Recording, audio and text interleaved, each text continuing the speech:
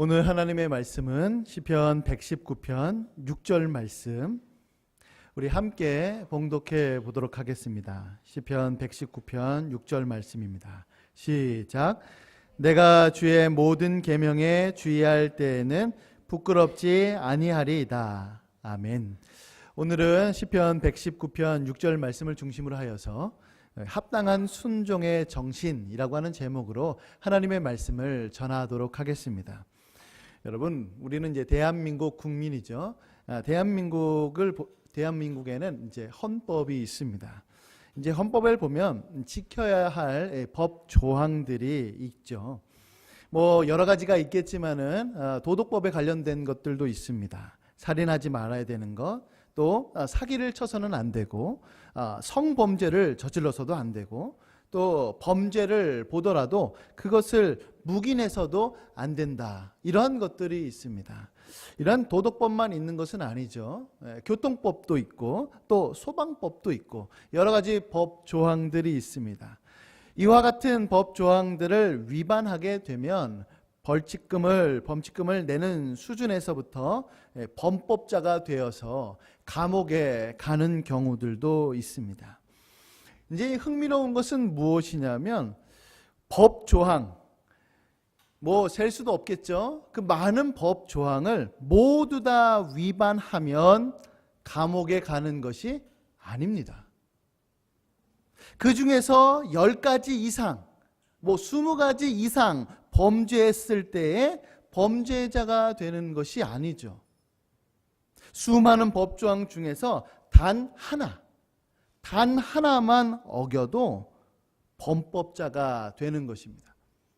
이거는 우리가 너무나도 익히 잘 알고 있고 상식적이며 이것에 대하여서 누구 하나도 이상하다라고 얘기하는 사람은 없을 것입니다. 그렇기 때문에 우리는 법조항, 대한민국 사람이라면 그 법조항을 모두 지키려고 애쓸 것입니다. 하나님의 법도, 하나님의 백성도 마찬가지예요. 우리가 하나님의 계명, 그 수많은 계명 중에서 모두를 어겼기 때문에 지옥에 가는 것이 아닙니다. 몇 개를 저질러서 10몇 개, 20몇 개를 저질러서 우리가 심판을 받는 것이 아니죠. 단 하나만 저질렀어도 그것이 매우 작은 계명이라 할지라도 우리는 죽음이라고 하는 형벌을 받게 되는 것입니다. 그렇기 때문에 하나님의 백성들은 하나님의 모든 율법을 지켜야만 하는 것이죠. 오늘 읽은 6절 말씀이 바로 그런 의미를 담고 있습니다. 시편 119편 이 시인은 주님의 계명 중에 일부만 주의한다라고 얘기하지 않고 100% 중에 99.999%만 주의한다라고도 얘기하지 않고 모든 계명, 모든 하나님의 말씀에 내가 주의하고 있습니다라고 이렇게 얘기를 하고 있는 것입니다. 저는 오늘 이 말씀을 근거로 하여서 오늘 설교를 통하여서 3가지를 말씀드리고자 하는데요. 첫 번째로는 무엇이냐면 바로 합당한 순종의 정신, 그 정신은 바로 모든 계명에 주의하는 것이다 라고 하는 사실이에요. 우리는 하나님의 자녀가 되었기 때문에 하나님의 자녀답게 살아야 합니다. 어떤 삶이 하나님의 자녀답게 사는 삶일까요? 당연히 하나님의 말씀대로 그 말씀에 순종하는 것이 바로 하나님의 자녀답게 사는 것일 겁니다. 물론 모든 인간은 그 사람이 신자든지 불신자든지 상관없이 모두 다 하나님의 말씀에 순종해야 하는 것입니다. 그러나 특별히 신자는 더더욱더 순종의 삶을 살아야만 하는데요. 그 이유는 무엇이냐면 우리의 불순종으로 인하여서 우리가 저질렀던 그 범죄로 인하여서 예수 그리스도께서 십자가에 죽으셨기 때문에 그렇습니다.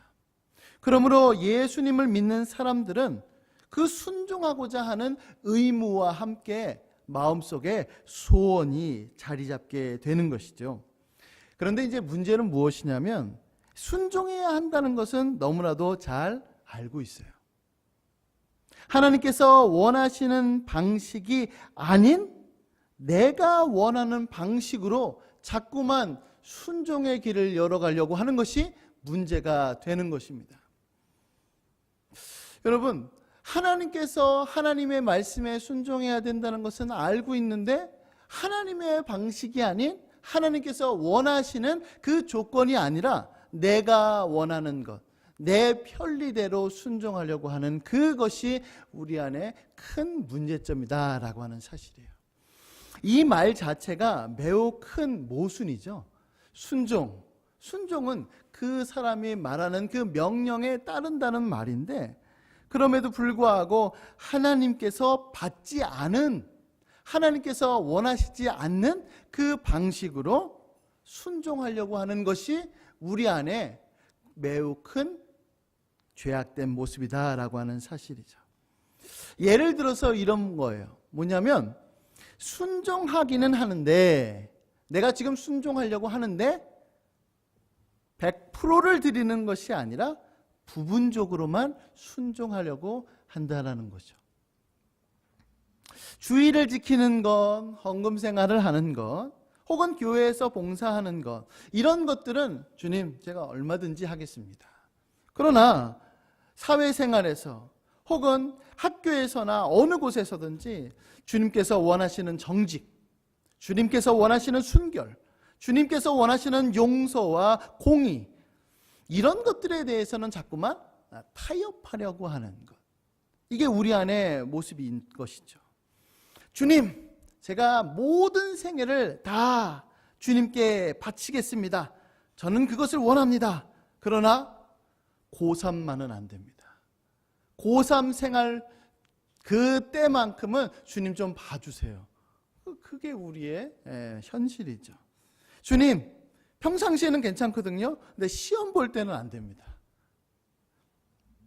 주님, 이건 저한테 너무 중요한 거니까 이거 하나만 봐주세요.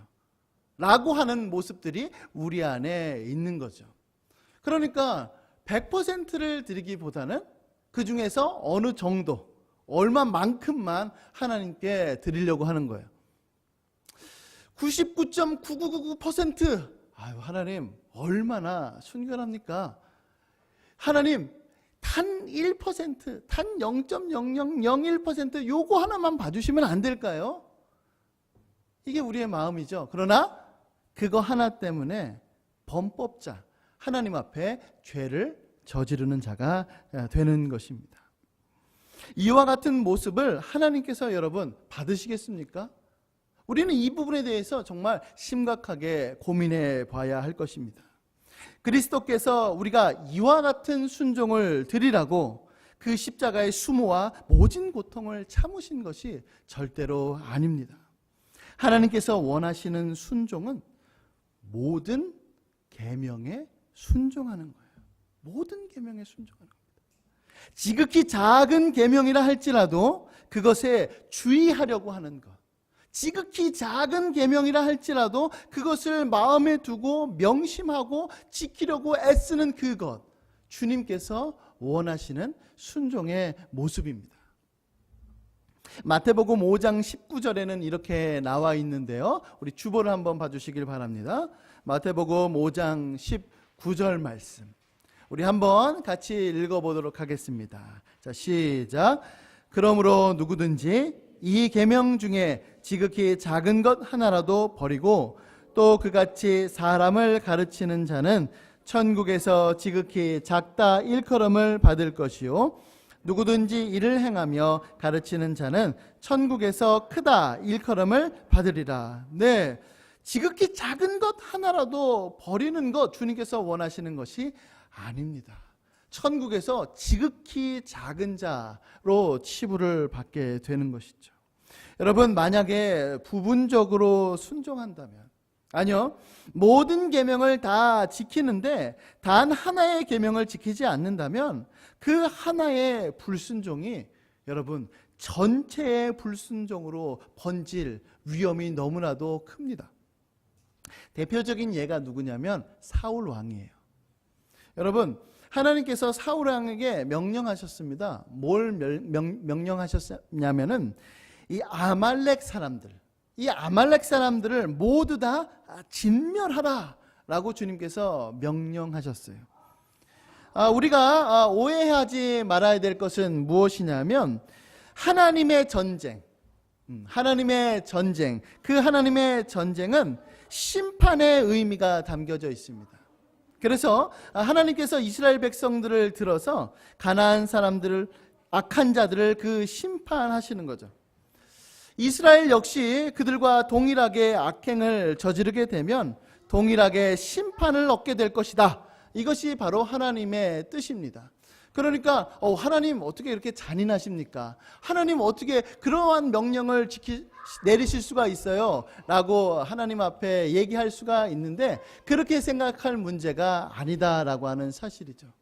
그것은 바로 무엇이냐면 하나님의 백성도 가나안 백성들과 동일하게 악을 저지르면 다른 이방 백성들을 들어서 이스라엘 백성들을 심판하는 것, 이것이 바로 하나님의 뜻입니다. 그래서 이스라엘 백성들이 어떻게 멸망했죠? 그들이 저지른 죄악 때문에 바벨론이라고 하는 그 나라를 통하여서 멸망당했던 것입니다. 그런 의미에서 하나님께서 사울 왕에게 아말렉 사람들을 모두 진멸하라 그렇게 요구를 하신 겁니다. 그러나 사울 왕은요, 모든 사람들을 진멸했는데 문제는 무엇이냐면 단 한 사람을 진멸하지 않았습니다. 바로 누구냐면 그 아말렉 왕이었던 아각이었어요. 문제는 뭐냐면 이 아각을 죽이지 않았기 때문에 사울 왕은 하나님 앞에서 버림을 받게 됩니다. 왕의 그 직위를 패하게 되는 것이죠. 그러면서 우리가 잘 알고 있는 그 말씀이 등장하는데요. 사무엘상 15장 22절부터 23절에는 이렇게 나옵니다. 사무엘이 이르되 여호와께서 번제와 다른 제사를 그의 목소리를 청종하는 것을 좋아하심같이 좋아하시겠나이까? 순종이 제사보다 낫고 듣는 것이 순양의 기름보다 나으니 이는 거역하는 것은 점치는 죄와 같고 완고한 것은 사신 우상에게 절하는 죄와 같음이라. 왕이 여호와의 말씀을 버렸으므로 여호와께서도 왕을 버려 왕이 되지 못하게 하셨나이다 라고 말이죠. 여러분, 사울 왕은 분명히 하나님의 말씀을 들은 겁니다. 아예 듣지 않은 게 아니죠. 아말렉 사람들 모두를 죽였습니다. 그저 한 사람, 아말렉 왕 그 한 사람만 죽이지 않았을 뿐이에요. 그러나 그의 순종은 하나님께서 원하시는 순종이 아니었던 겁니다. 하나님께서 원하시는 순종은 하나님의 말씀을 100% 완벽하게 순종하는 것이었습니다. 그러나 그렇게 완벽하게 순종하지 않고 그 하나만 남겨두게 되면은 우리 안에 무슨 일들이 벌어지게 되는지 여러분 아십니까? 그 제어하지 않고 내버려둔 그 부패 하나가 자신의 그거를 온 몸을 지옥으로 끌고 가게 되는 거예요. 그 왕이 패하게 되는, 하나님께서 버리게 되는, 버림받게 되는 그와 같은 처지에 놓여지게 되는 겁니다. 그러므로 여러분, 우리는 무엇을 알아야 하냐면 한 번 물꼬를 트게 되면 그곳으로 계속 물이 흘러가게 되는구나. 한 번 범죄하게 되면 한 번이 두 번 되고 두 번이 세 번 되고 세 번이 네 번 되면 내 안에 면역력이 생겨서 괜찮구나 라고 하는 그와 같은 생각들이 자꾸만 자리 잡게 되는 거예요. 이거 하나만은 괜찮겠지, 오늘 하루쯤은 괜찮겠지 라고 하는 그 아니라는 생각이 나의 그 온몸을 다 휘감아서 주님 앞에 불순종의 길로 감대히 걸어가게끔 만드는 것이 바로 그것입니다. 그렇기 때문에 여러분, 우리는 조심해야 하는 것이죠.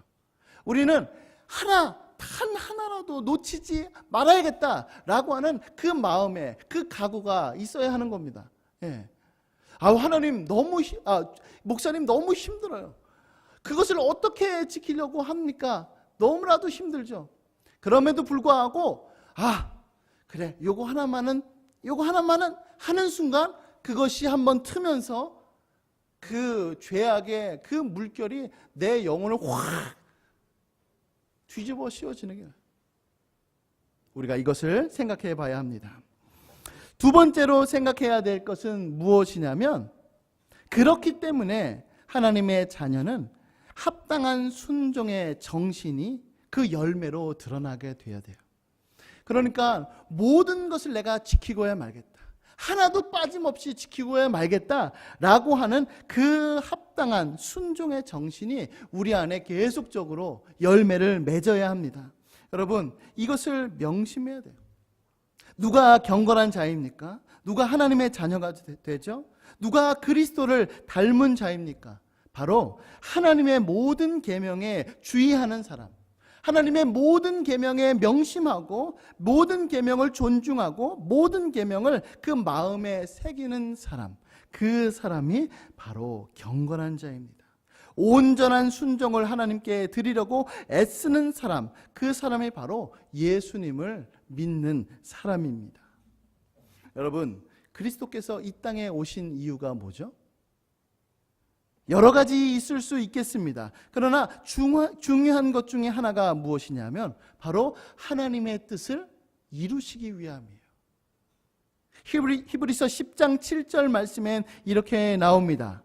이에 내가 말하기를 하나님이여 보시옵소서, 두루마리 책에 나를 가리켜 기록된 것과 같이 하나님의 뜻을 행하러 왔나이다 라고 말이죠. 두루마리 책, 구약 성경을 의미하는 거겠죠. 구약 성경에 나와 있는 예수님을 지칭한 모든 것들을 행하기 위하여서 나는 이 땅에 왔습니다 라고 예수님께서 이렇게 말씀하고 있습니다. 마태복음 5장 17절 말씀을 한번 우리 다 같이 읽어보도록 하겠습니다. 자, 시작. 내가 율법이나 선지자를 폐하러 온 줄로 생각하지 말라. 폐하러 온 것이 아니요 완전하게 하려 함이라. 예수님께서 이 땅에 오신 것은 율법, 그리고 율법을 지키라고 가르쳤던 선지자들, 그들의 말들을 폐하러 온 것이 아니라 완전케 하기 위하여, 완성하고 성취하게 하기 위하여서 예수님께서 이 땅에 오신 것입니다. 여러분, 우리는 예수 그리스도의 영, 그리스도의 영을 우리는 소유한 사람들입니다. 로마서 8장 9절 말씀대로 만일 너희 속에 하나님의 영이 거하시면 너희가 육신에 있지 아니하고 영에 있나니 누구든지 그리스도의 영이 없으면 그리스도의 사람이 아니다 라고 얘기합니다. 그러므로 우리는 그리스도의 영을 소유했기 때문에, 만약에 소유했다면 당연히 그리스도께서 순종하고자 하는 그 열심이, 그 태도가 우리의 마음속에 심겨진 것이 너무나도 당연합니다. 그래서 누가 예수님을 믿는 사람인가 알 수 있는 그 시금석, 그 기준은 바로 무엇이냐면 바로 순종하고 싶은 마음이 있는가예요. 내 마음속에 순종의 열매를 맺고 있는가, 그것을 보면 알 수 있습니다. 특별히 우리 안에 하나님의 말씀, 정말로 지키기 어렵고 지키기 힘들고 100%를 드리는 것은 정말로 그건 있을 수 없는 일이야 라고 하는 것이 분명히 내 안에 있지만은, 그럼에도 불구하고 내가 최선을 다하여 주님의 뜻을 다 이룰 것이다 라고 하는 그 열심과 각오가 있는 사람, 그 사람이 바로 예수 그리스도를 믿는 사람이죠. 물론 우리는 우리의 힘으로 완전한 순종을 드릴 수 없습니다. 분명한 사실입니다. 우리 안에 있는 죄가 여전히 싸워서 우리를 불순종의 열매를 맺게 되는 것이죠. 사도 바울이 고백했던 것과 같이 오라 나는 곤고한 사람이로다. 누가 나를 이 사망의 몸에서 건져낼 것이냐라고 이렇게 탄식을 늘 항상 합니다. 내 안에서 성령과 욕심이 싸웁니다. 그럼에도 불구하고 그 갈등 속에서 날마다 패배하고 지는 삶을 살게 되죠. 그러나 설사 그렇다 할지라도 나의 소원과 목적은 모든 계명에 주의하는 것, 모든 말씀에 순종하기를 애쓰는 것, 그 자세가 우리 안에 가득해야 된다라고 하는 사실입니다. 그것이 우리 안에 열매로 풍성이 맺혀져야 한다라고 하는 것이죠. 여러분, 제가 이제 그 윤동주, 우리가 잘 알고 있는 윤동주 시인, 기독교인인데 서시를 처음 이렇게 접했을 때, 그 전에도 접했을 것 같은데 이제 예수님을 믿고 난 다음에 접했는데 그 시를 탁 읽는 순간에 이 사람은 그리스도인이구나 라고 하는 것을 알았어요. 그가 그리스도인인지 아닌지 전혀 몰랐을 때였습니다. 이제 윤동주 씨의 그 서시의 그 처음 시작이 이렇게 되어 있죠. 죽는 날까지 하늘을 우러러 한 점 부끄러움이 없기를 잎새에 이는 바람에도 나는 괴로워했다. 그 마음입니다. 분명히 우리는 지킬 수가 없어요. 이 세상에서는 지킬 수가 없어요. 분명합니다. 천국에 가서야 완성되는 삶이에요. 그러나 하나님의 그 말씀, 지극히 작은 것 하나를 어겼을 그때에 내 마음이 괴로운 거죠. 심히 괴롭고 너무 슬픈 것.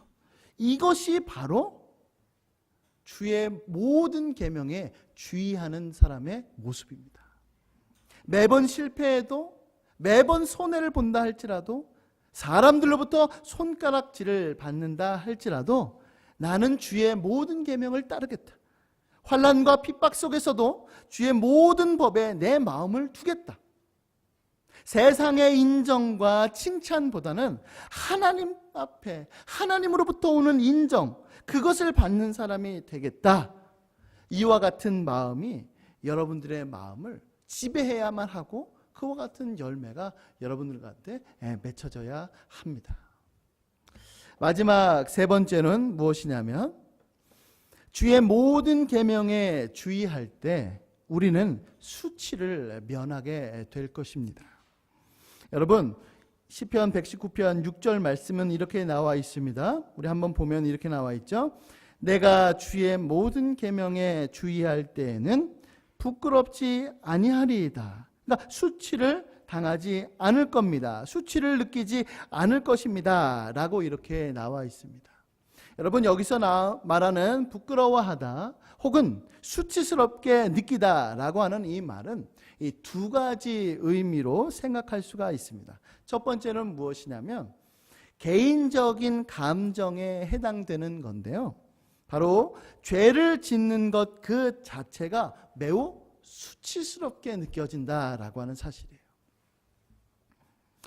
예레미야 6장 15절 말씀에는 이렇게 나옵니다. 그들이 가증한 일을 행할 때에 부끄러워하였느냐? 아니라 조금도 부끄러워하지 않을 뿐 아니라 얼굴도 붉어지지 않았느니라 라고 말이죠. 에스라 9장 6절 말씀 우리 한번 같이 읽어보겠습니다. 자, 시작.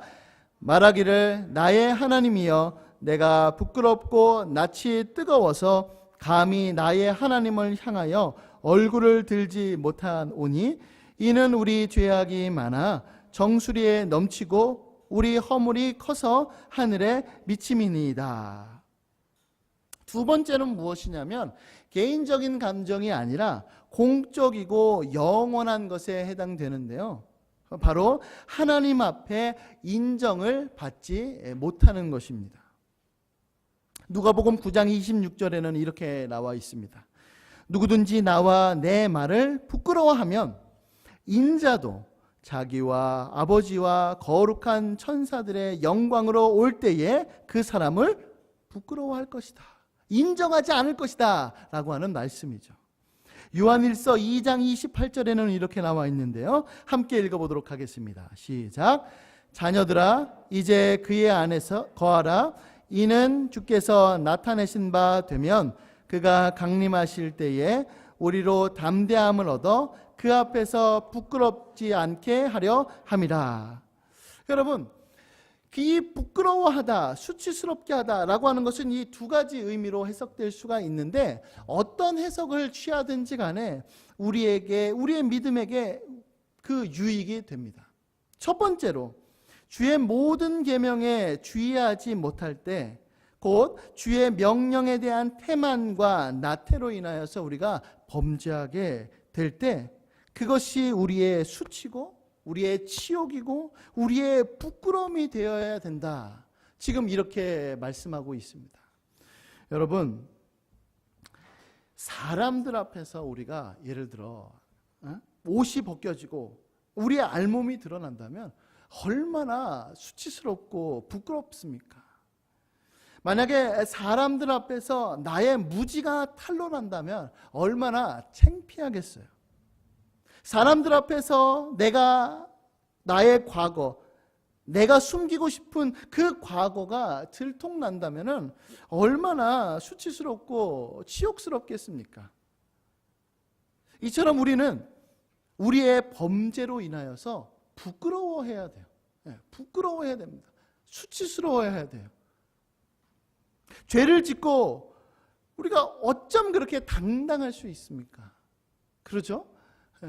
죄를 짓는데 내 마음속에 무슨 양심의 가책도 없고 하나님 보기에 너무 내 낯이 뜨겁지도 않고, 이런 모습은 우리가 있어서는 안 됩니다. 누군가가 여러분들에게 야, 너 대학 어디 갔냐? 너 어느 회사 다녀? 너 연봉 얼마야? 라고 만약에 물어본다면 여러분들 때로는 어때요? 뭔가 이렇게 쭈뼛쭈뼛하고 뭔가 이렇게 자신 없어 하고, 그죠? 그러한 태도를 보이면서 자신이 하나님의 계명 앞에, 하나님 앞에 율법의 말씀을 지키지 못한 것에 대하여서 어찌 아무렇지도 않은 그와 같은 모습이 우리 안에 생길 수가 있겠습니까? 그와 같은 모습은 정말로 있어서는 안 되겠습니다. 오히려 우리는 세리의 기도를 본받아야 돼요. 누가복음 18장 13절 말씀에는 이렇게 나와 있습니다. 세리는 멀리 서서 감히 눈을 들어 하늘을 쳐다보지도 못하고 다만 가슴을 치며 이르되 하나님이여 불쌍히 여기소서 나는 죄인으로소이다 하였느니라. 그렇죠? 우리는 그래야 하는 겁니다. 우리가 죄를 지었다면, 우리가 하나님 앞에 범죄했다면, 하나님, 제가 하나님의 이름을 차마 부를 수도 없습니다. 내가 하나님 앞에 찬송을 올려드릴 수 없고 내가 하늘을 우러러 하나님을 볼 수가 없습니다. 저는 그냥 죄인일 뿐입니다. 라고 하는 그 탄식과 괴로움과 눈물이 우리의 모습 속에 나타나야 된다라고 하는 사실이죠. 그러나 반대로 주의 모든 계명에 주의하면 여러분 어떻겠습니까? 만약에 우리가 하나님의 모든 계명에 주의한다면 우리의 양심은 그 죄책감에 빠지지 않을 겁니다. 오히려 모든 계명을 피하기보다는 그 계명 앞에 우리는 기뻐할 것입니다. 주의 모든 계명에 주의할 때는 우리가 부끄럽지 않을 것입니다. 두 번째 해석을 우리가 적용해 보도록 하겠습니다. 하나님께서 우리를 부끄러워하시지 않는 것, 공적으로 영원히 하나님의 자녀로서 우리를 받으실 겁니다. 우리를 자신의 자녀로 주님께서 인정해 주실 것입니다. 마지막 날에 주님께서 우리를 모르신다라고 하지 않으실 겁니다. 만약에 우리가 심판날에 내가 이 세상에서는 나는 예수님을 믿었습니다. 저는 그리스도인입니다. 나는 주님을 위하여서 이것저것 했습니다. 라고 자랑을 했는데 마지막 그 심판대 앞에서 그 마지막 그 날에 예수님께서 재림하셨을 그때에 주님께서 이렇게 말씀하시는 거예요. 나는 너희들을 도무지 알지 못한다. 너희들 도대체 누구냐? 라고 예수님께서 말씀하신다면 여러분 우리가 얼마나 그 앞에 부끄럽겠습니까? 아주 낯이 뜨거울 거예요. 마태복음 7장 21절부터 24절까지의 말씀에는 이렇게 나옵니다. 나더러 주여 주여 하는 자마다 다 천국에 들어갈 것이 아니요 다만 하늘에 계신 내 아버지의 뜻대로 행하는 자라야 들어가리라. 그 날에 마지막 날 그 심판 때에 많은 사람이 나더러 이르되 주여 주여 우리가 주의 이름으로 선지자 노릇하며 주의 이름으로 귀신을 쫓아내며 주의 이름으로 많은 권능을 행하지 아니하였나이까 하리니 그때에 내가 저희에게 밝히 말하되 내가 너희를 도무지 알지 못하니 불법을 행하는 자들아 내게서 떠나가라 하리라. 24절 말씀 같이 읽겠습니다. 시작. 그러므로 누구든지 나의 이 말을 듣고 행하는 자는 그 집을 반석 위에 지은 지혜로운 사람 같으리니. 물론 여기서 우리가 오해하지 말아야 될 것이 있어요. 무엇을 오해하지 말아야 되냐면 마치 우리가 하나님의 계명을 잘 지켜야지만, 하나님의 율법을 모두 다 지켜야지만 구원받는 건 아닙니까? 라고 하는 생각을 가질 수가 있는데 그렇게 생각해서는 안 됩니다. 여기서 말씀하고 있는 것은 바로 무엇이냐면 믿는 사람으로서 마땅히 열매, 순종의 열매, 그 열매를 맺어야 하는데 그 순종의 열매를 맺지 못하게 된다면 그것은 매우 큰 문제다라고 하는 거죠. 이를테면 여러분, 존재가 먼저인가요? 아니면 행위가 먼저인가요? 당연히 존재가 먼저죠. 그래서 존재가 있어야지만 행위도 존재합니다. 여러분, 사과나무, 그 사과나무라고 하는 것이 존재하는 것, 그것이 먼저입니까? 아니면 열매를 맺는 게 먼저입니까? 당연히 사과나무가 존재해야 열매를 맺게 되는 것이죠. 그러나 그 인과관계가 너무나도 밀접하게 따로 떼어놓고 볼 수 없을 정도로 너무나도 강력하게 엮여 있어서 그 열매를 보면서 그 존재를 확인할 수가 있게 되는 겁니다. 사과나무인지 아닌지 어떻게 아는가? 바로 열매를 보고 알 수 있는 거죠. 마찬가지로 이 사람이 예수님을 믿는지 안 믿는지 어떻게 합니까? 그리스도인인지 거듭났는지 어떻게 합니까? 바로 그 사람의 행위, 그 사람의 순종의 열매를 보면서 아, 이 사람은 예수님을 믿는 사람이구나 라고 하는 것을 알 수가 있습니다. 우리가 오늘 읽은 이 시편 119편 6절 말씀 역시 바로 그거예요. 믿는 사람으로서 이와 같은 모습이 나타나는구나 라고 하는 것, 우리가 지금 계속해서 살펴보고 있는 것입니다. 그러므로 여러분, 예수님을 믿고 그 합당한 열매를 맺고 있다면 오늘 읽은 시편 119편 6절 말씀대로 주의 모든 법에 주의하는 그와 같은 마음의 자세가 여러분들의 마음속에 열매를 맺고 있다면 하나님은 여러분들을 결단코 부끄러워하지 않으실 것입니다. 여러분도 심판날에 수치를 당하지 않게 될 것입니다. 이것이 바로 116편 6절 말씀의 내용입니다.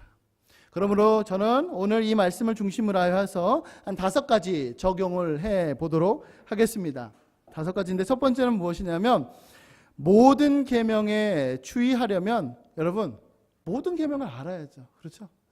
너무나도 당연합니다. 법을 모르면 참 그래요. 저는 이제 좀 약간 충격 아닌 충격을 받았는데 독일에 가면 그 생일 선물로 혹은 뭐 졸업 선물로 법전을 준다 그러죠. 그래서 친구들끼리 우리 독일 법이 뭔지 막 이렇게 토론하고 얘기한 것을 볼 수 있다고 합니다. 알아야죠. 여러분,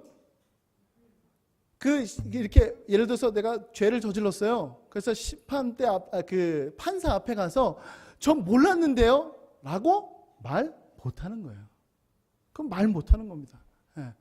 저는 이거 몰랐습니다 라고 그거 해봐야 소용이 없어요. 물론 그 감형될 수는 있겠죠. 그러나 그것 때문에 그 범죄가 없어지는 게 아닙니다.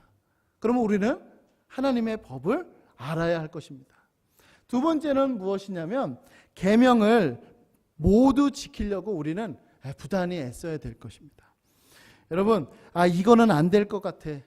요거는 좀 힘들 것 같아. 라고 하는 순간에 죄가 물밀듯이 확 밀려와서 죄가 우리의 영혼을 다 뒤집어 싸요.